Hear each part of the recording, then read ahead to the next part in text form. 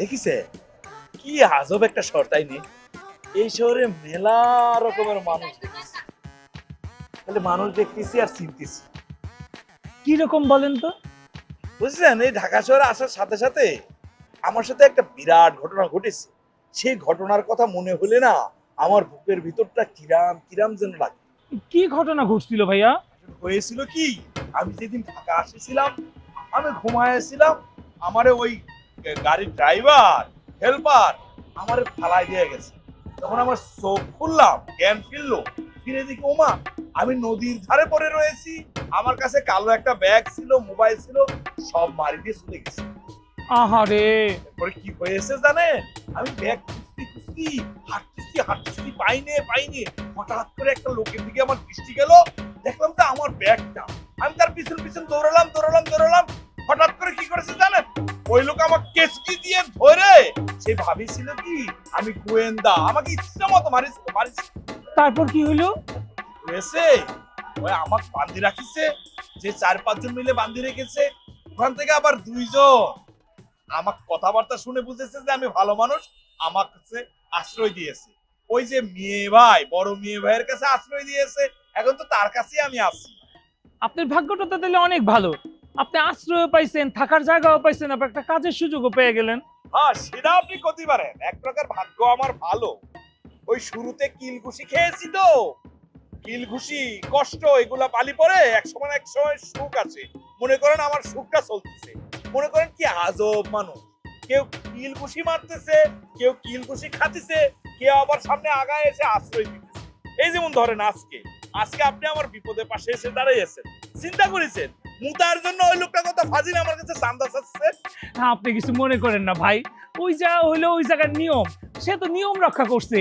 ওই সব টয়লেটে মুতলে টাকা দিতে হয়। হায় হায়, তাহলে পরে তো আমি ভুল করে ফেলেছি, মেলা অন্যায় করে ফেলেছি, আমি তাকে ঠকাইছি। আমার তো তার কাছে কি মাপ চাওয়া দরকার, তাই না? আচ্ছা ঠিক আছে, আপনি এখন কোনো টেনশন করেন না। পরে আবার কোনো সময় যদি তার সাথে দেখা হয়, তার কাছে ক্ষমা চেয়ে নিয়েন, আপনার মনটা একটু হালকা হবে। আপনারে দেখলেই না বোঝা যায় জানেন, এখনো গ্রামের মানুষ কত সহজ সরল, কত সুন্দর আছে। আপনারে দেখলেই মনে হইতেছে যে আমরা শহরের মানুষ কেমন কঠিন কাঠের পাথরের, আর আপনারা সহজ সরল। আচ্ছা ভাইয়া, কয়দিন হলো আপনি ঢাকায় আসছেন? বেশি দিন হয়নি তো, এই তো কয়েকদিন আগে আসছি। ওই যে বড় মেয়ে ভাই আমাকে থাকার সুযোগ দিয়েছে। আসলে ওই জায়গাতে বের হইনি তো, আজকে আবার কাজ ছিল না, ভেবেছি ওই একটু ঢাকা শহরটা একটু ঘুরে ঘুরে দেখি আর কি। ও আচ্ছা, আপনি এই প্রথম ঢাকা শহরে আসছেন? হায় হায়, ঢাকা শহর আসবো কিরাম করে, গ্রামের মানুষ গ্রামে বড় হয়েছি, ঢাকা শহর আসিনি। তবে ঢাকা শহর আমি দেখেছি, ছবিতে দেখেছি, শুনেছি, গানে শুনেছি। ঢাকা শহরের গান? ঢাকা শহর নিয়ে কোন গান শুনছেন? ওই যে একটা গান আছে না, রেডিওতে শুনেছি, লাল লাল নীল নীল বাতি দেখে আশা বুড়াইছে। ভালোই তো গান গাইলেন। আরে না, হয়েছে কি গ্রামের মানুষ তো, অত গান টান বুঝি না, মুখস্থ থাকে না, ওই রেডিওতে শুনেছি, গুনগুন করে গান গাইছি, বুঝতে পারিছেন? ও আচ্ছা। আপনাকে একটা কথা জিজ্ঞেস করি। ও মা, এইভাবে বলতেছেন কেন? কি জানতে চান সেটা বলেন। আচ্ছা, আপনি কি আমাগো গ্রামের বকুল হিজরা ছিলেন? আপনাদের গ্রামের বকুল হিজড়া? না, এই নামে আমি তো কাউকে চিনি না। না মানে হয়েছে কি, দেখতে অনেকটা ওই বকুল হিজরার মতোই, কথাও বকুল হিজরার মতোই বলতেছেন। আমি ভাবিছি তার মনে হয় কোনো আত্মীয় স্বজন, রক্তের কোনো সম্পর্ক। আচ্ছা, এই বকুল হিজরা কি পুরুষ হতে পারে?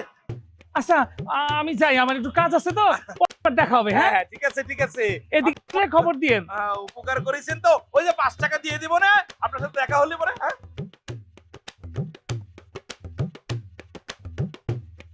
কত রকমের মানুষ যে ঢাকা শহরে বসবাস করে, আপনি